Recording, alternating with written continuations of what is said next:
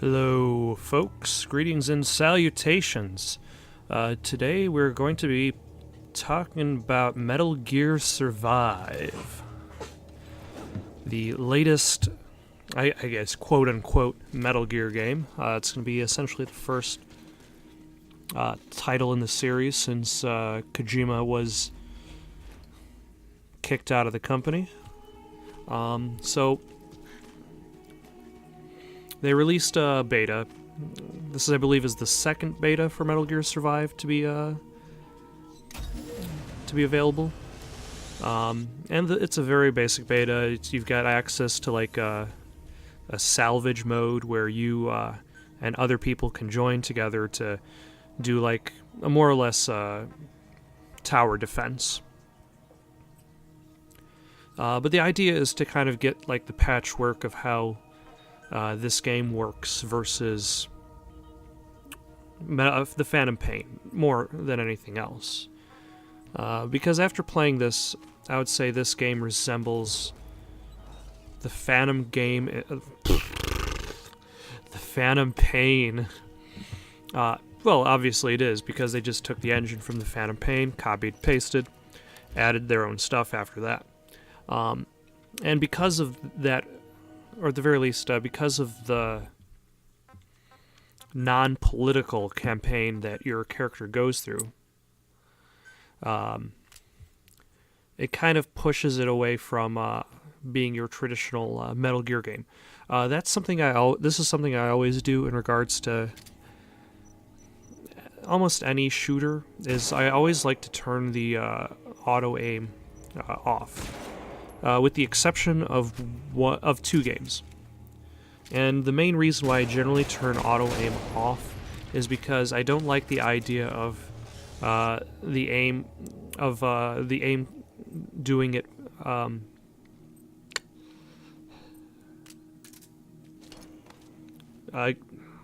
what's the right word for it?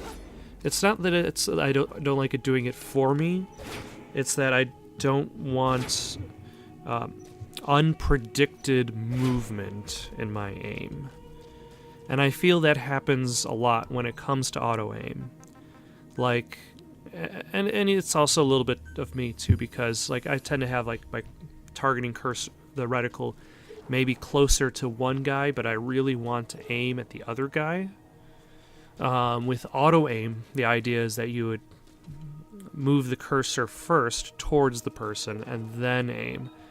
And I have a tendency to aim first and then move the cursor over, which is probably not the most efficient method, because generally you move slower when you're aiming, but for non-Twitch-based shooters like this, or like first-person or single-player campaigns of shooters, it's alright. Now, the two games that I actually play with auto-aim on, those would be Grand Theft Auto 4 and Grand Theft Auto 5. I don't necessarily like the shooting in either of those games.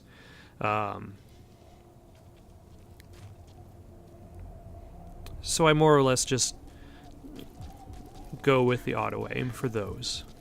I'm still talking about auto-aim for some reason. Although I I was thinking about it, the idea of auto-aim as a game mechanic and also as like a character mechanic is something I find interesting too. Like, what if you don't consider auto-aim as just like that game mechanic? Like, you're supposed to be this expert soldier, but obviously you are a guy or a girl at computer. You don't have the training that, say, Snake has, or anonymous soldier over here has. So auto-aim is almost like a course correction. It gives you it gives you the impression of being this impressive soldier that can just snap to targets in an instant. But now we're here in the game. Tower defense starts in 3 minutes, 52 seconds. Now I will unsuccessfully attempt at sneaking. I'll be successful later, I swear.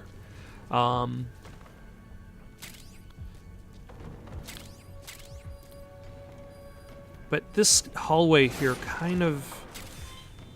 Like, I've never actually played any survival type games.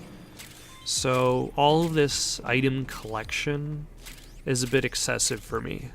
I know like survival style games have been getting pretty popular lately, with Subnautica and Rust. And the idea is that you just collect all these materials to hopefully make cool stuff. So I'm just grabbing everything that's nailed down and then breaking whatever's nailed down into parts so I can pick up the nails. And it just feels a little bit excessive. Like, I wish it was a little bit closer to Phantom Pain, in which you have like item types. You have metals, you have fuel. You didn't need to worry about whether it was iron or steel. But then again, if you're going to add... Like, this game doesn't necessarily add many mechanics, so most of the stuff they add is to the function list. And one of those functions is collecting, building. By the way, there is durability for the spear, but the spear is still fairly durable. It is an excellent go-to weapon of choice. I also have a machete and a gun. But the gun only has 21 bullets, and I'm going to be fighting more than 21 guys.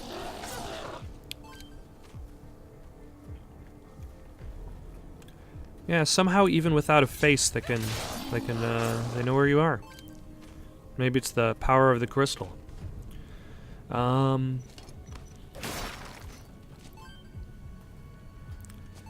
Yeah.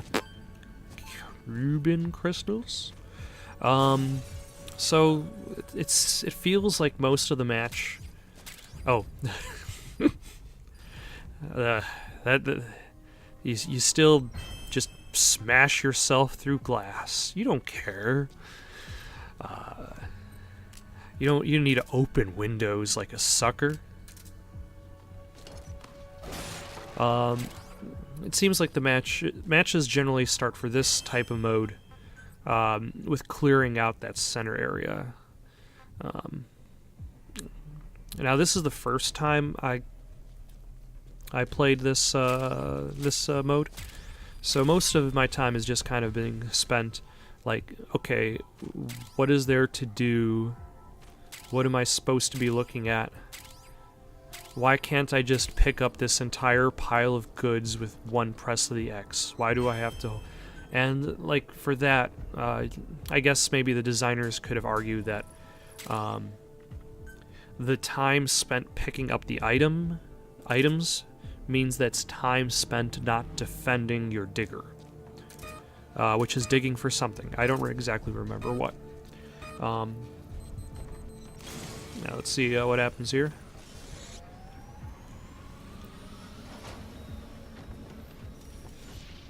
Now in the distance, some portals open up. Later on, I'm going to give you a decent view of that. Instead of looking away and not paying attention to what's going on. And now, the sick techno music that Metal Gear is known for. Actually, Metal Gear is kind of known for having some... but there's also orchestrated music, too. So maybe I'm speaking too soon. But you can kind of see these red portals in the sky in the distance. That's where the enemy is coming from. And that's an excellent waste of bullets.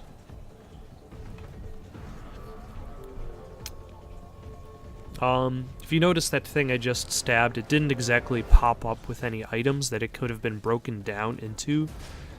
So that seems to be a thing to pay attention to. If you ever are aiming at something and it shows you what items it can be broken down into, then it will be broken down. Otherwise, it's just decor. Ah, just picked up a rubber. Yeah, they don't have an entire head, but they still take headshots. Okay, so I'm extracting iris energy.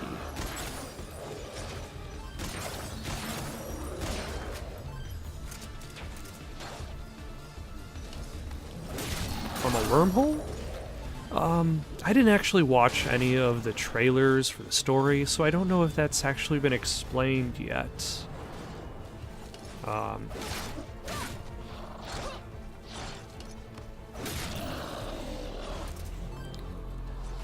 And this is kind of like one of things I think is a genuine upgrade over the Phantom Pain. Is that the Phantom Pain didn't have much of a melee system. You just kind of had like a set amount of animations that played through after mashing the attack button. Anyway, first wave is down. Now, to recollect myself for the second wave. Or at the very least, attempt to figure out how the hell you build bullets and give yourself more ammo. Here's a spoiler.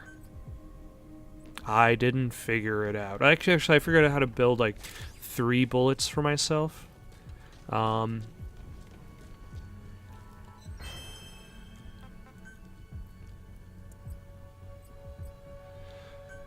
wonder if this beta actually had a tutorial, because I don't exactly remember there being one, although I would imagine it would have been useful to have. Like, you start playing a game with new complex systems, like, I'm sure as a designer you want people to have some basics.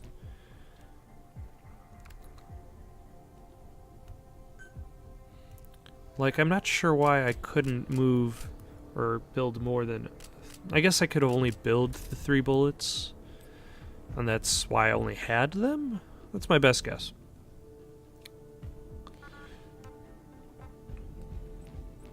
Either way, I'm slowly but steadily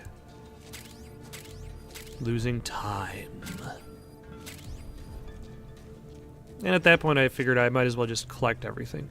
And you can pick up the pots, you can pick up ashtrays.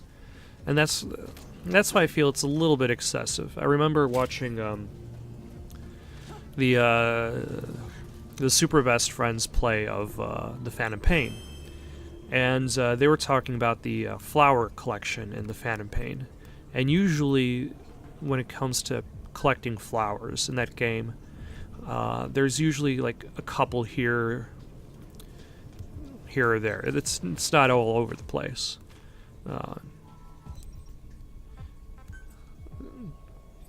And then you go into camp, you might find like a couple items in each building, maybe a special item. But like some of this, it feels a little excessive, especially for new players, so I'm sure as you keep playing the game, you can do a better job kind of parsing out what's important versus what's not important. Clean water, that is important.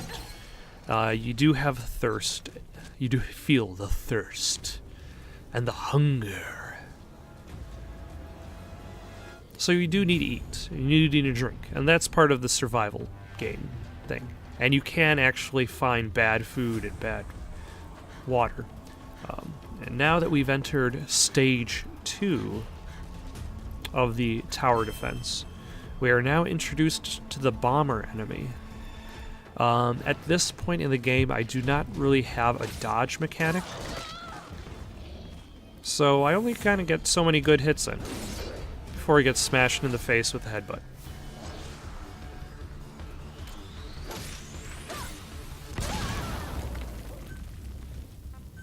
And then there's... and I figure I might as... Like, it's a beta. I'm not going to carry on these revival pills. Now this is also kind of seems like the strategy of what the bombers do. They run up to the defense... Oh, gotta run... didn't run fast enough. is run up to the wormhole digger and blow themselves up. You can cause them to want to blow themselves up earlier, as you can tell.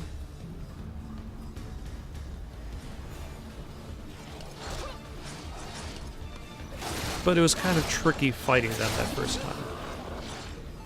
Also, they deflect bullets, their head at least.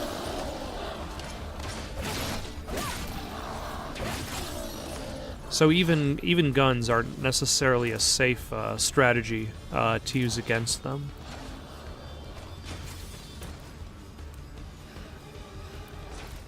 Now for the terrible healing animation, that's from Phantom Pain. I don't know. It doesn't do anything for me. Like, it looks like the act of using the healing item is painful. Which I would imagine, like, if you had a gunshot wound, and you had some sort of spray that, when it came into contact with the wound, like, rapidly closed the skin. Like, even that sounds like it might be painful.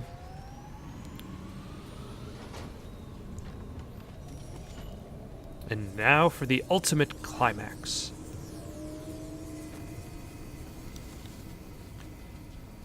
The collection of wormhole energy? I don't know. Just a slow animation, and you're able to see the rewards you got.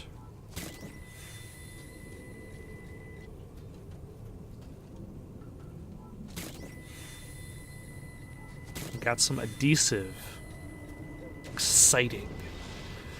Ah, yeah. Springs and copper. The gunny sack. I was always looking for a new gunny sack. And I guess that's the thing that you get excited about playing a survival-based game. Nope. Cannot stab wooden box when the game is over.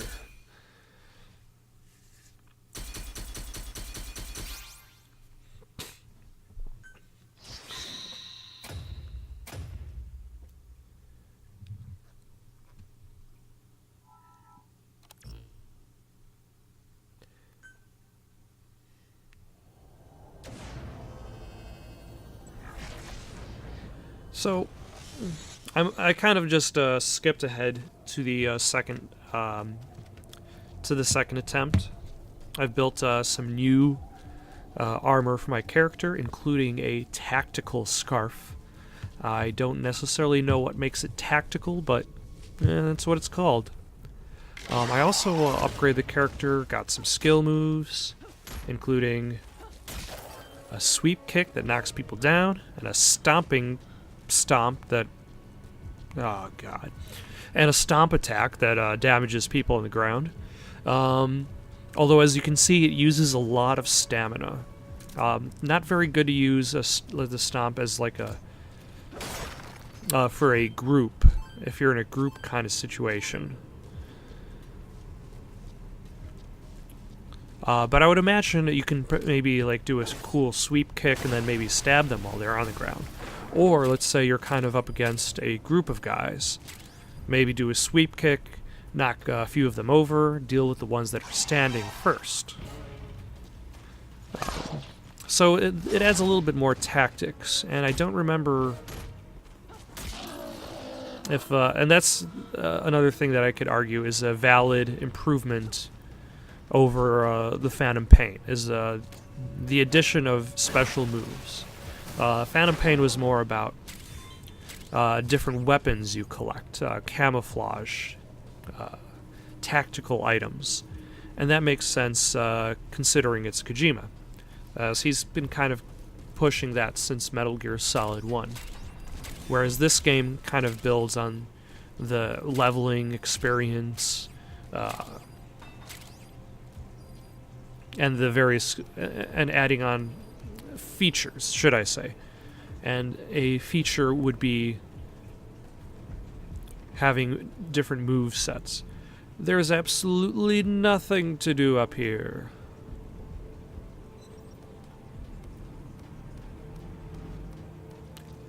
Oh yeah. So back in that collection hallway, collecting everything up. By the way, I also am bringing in a shotgun into this,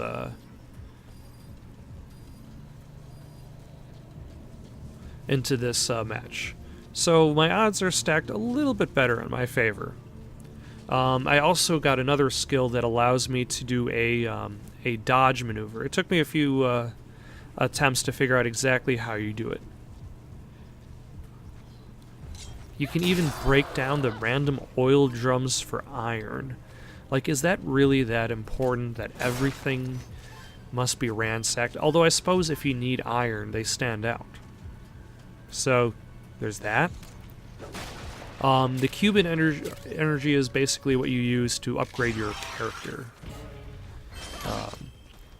You spend enough of it, level up, get a skill point.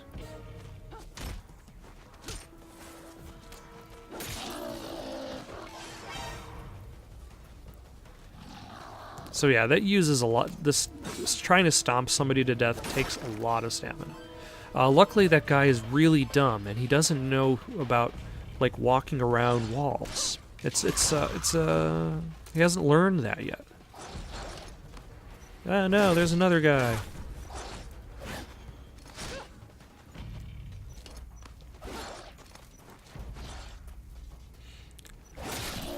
Let's see, is this the battle? Yep, this is the battle. I figure out how to do the dodge.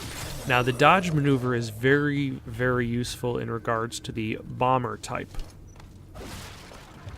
Because you can do like a couple stabs and then get away before he headbutts you. But at the very least, it's nice to have some sort of dodge. And everything kind of repops in the same spot. I don't know if that's going to be the same in the main game once it launches, but I would imagine so. I guess you can't guarantee it yet. But the pile of goods is still the same pile of goods. Which is a nifty way of getting some more gunpowder.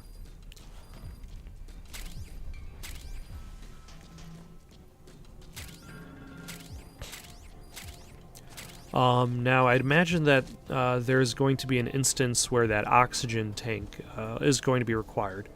It never actually is used throughout this beta. Ooh, am I going to be smart enough to run up to the... Nope, I'm not going to be. Oh.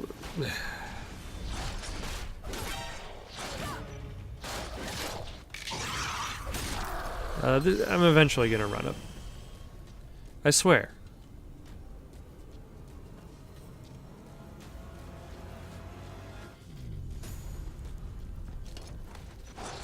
Ah, finally you can see me looking at one of the portals while people are falling out of it. It kind of reminds me of Lemmings. How the Lemmings just kind of pour out. And you can almost argue it's a pretty similar concept. They just kind of charge at you mindlessly. Some of them have special classes and abilities. Now, the idea here is instead of waiting for them to come to me, I can maybe start stabbing them as they're on their way. Maybe kind of dodging forward, not the best strategy.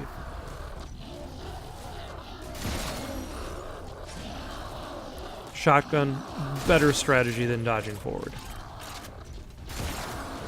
At this point, apparently you do get like bleed effects, which require its own method of medication. And this kind of goes towards like what I mean by like having some sort of tutorial.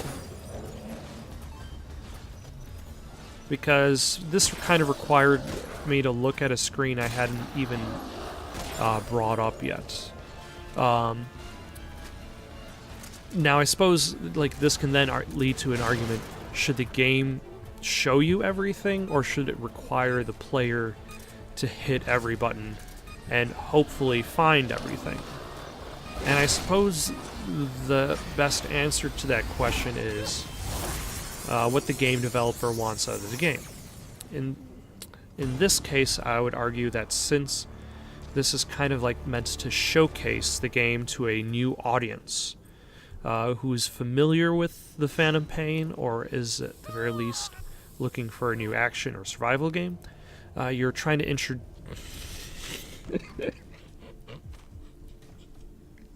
oh my god. That yelp of pain when applying the healing spray is just hilarious. When you're trying to show something new, then it might be a good idea to educate on certain concepts. Because if people walk away from your big new project confused, that's fewer people who are going to buy the big game. Indie games tend to be better off in regards to this, in that, like, they know what kind of, like, an indie developer knows what kind of market they're trying to attract. They know they're not going to make millions of sales. They're going to try to attract people who would be interested in their project, and maybe more. Whereas, like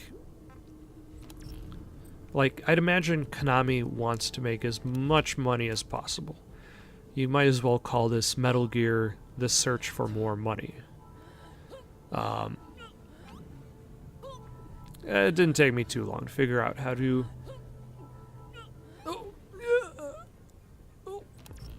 Such a sound effect. Oh.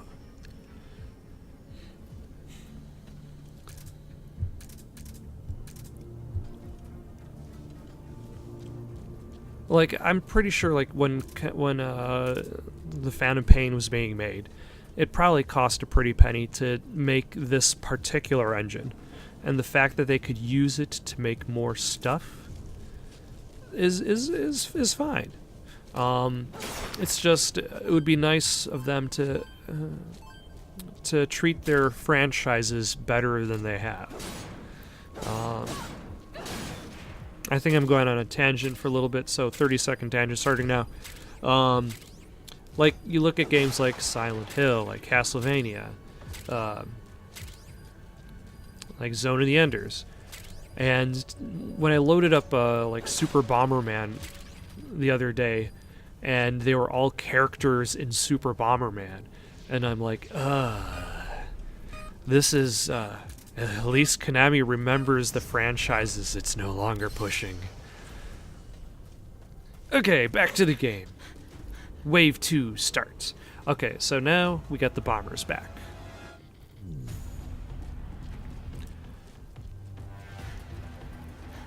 We'll drop down very slowly through the portals. First attempt, shoot in the face. Seemed to work for the other guys. Nope, does not work.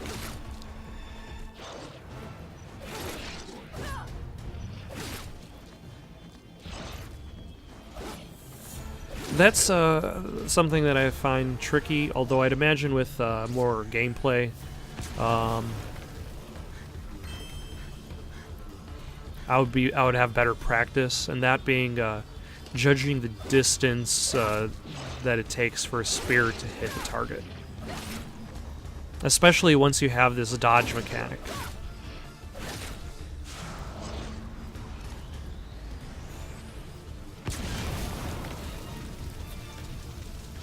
And now, bomber's glowing, he's gonna blow up.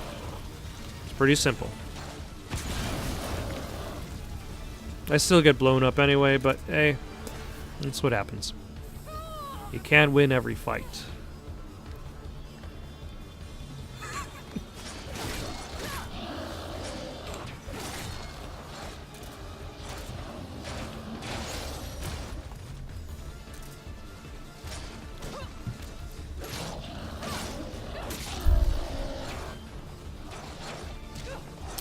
Now, I decided to, like, at the very least, try out the other weapons. Yeah, just punch him in the face. I figured I might as well just try out the knife.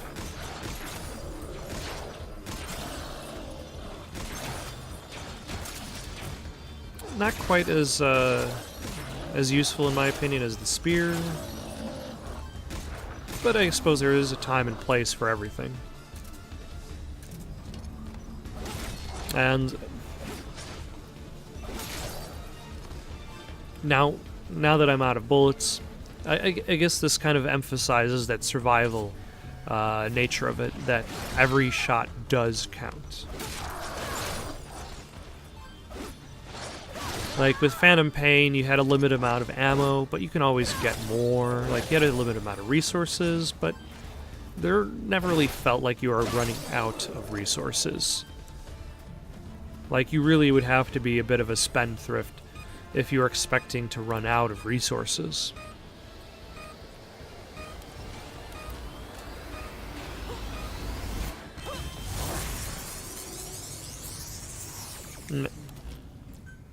Yeah, I figure that Wave 2 is almost over. Might as well just start messing around with the menus.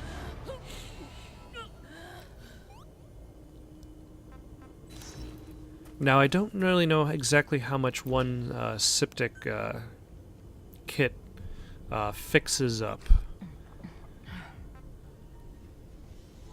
Or what creates one, but I suppose that might be something to worry about if I actually get the full game.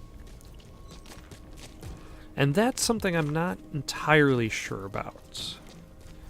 I figured I might as well try out the beta, see how it is, and it's not terrible. It's alright. I'm not sure what kind of single-player campaign it's going to have, and so for that I'm probably going to wait for reviews to come out to see what the full game actually encompasses. But as somebody who enjoyed the gameplay of Phantom Pain, I'm perfectly fine playing more of Phantom Pain, and that's what this is. I wouldn't really call it a Metal Gear game because it doesn't really seem to have that geopolitical storyline that Metal Gear is generally known for. Although it would be interesting to see what kind of storyline it has in general. Like, if they actually bother explaining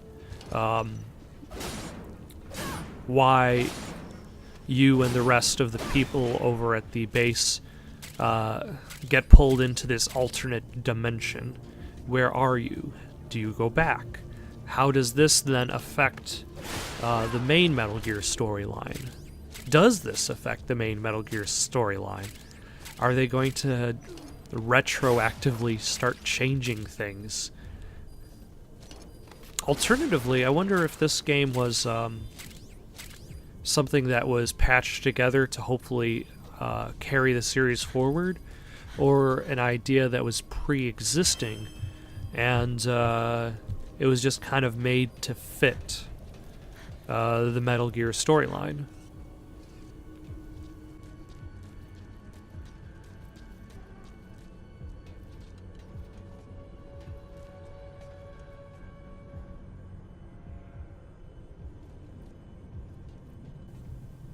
In 10, 5, 4, 3, 2.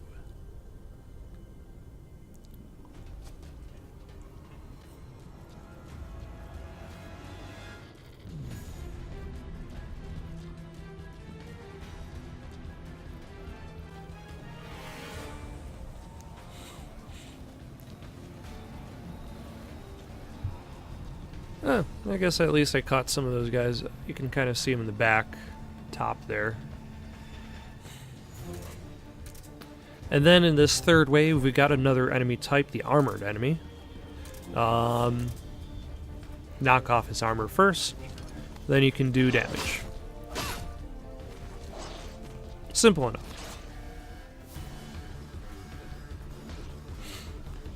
Now, he doesn't really seem to have a moveset very different from the regular guy.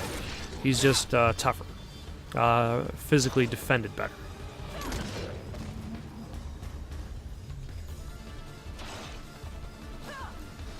And yep, the trips work on the bigger guys. You just have to be accurate. Yeah, I don't know why I try to sweep attack on somebody who's already on the ground.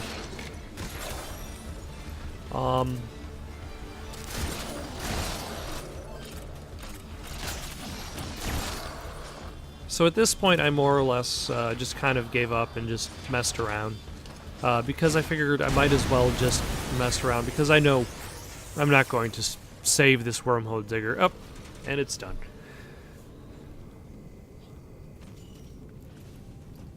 Now you can also do this with other people. But I've never really been much of the multiplayer gamer.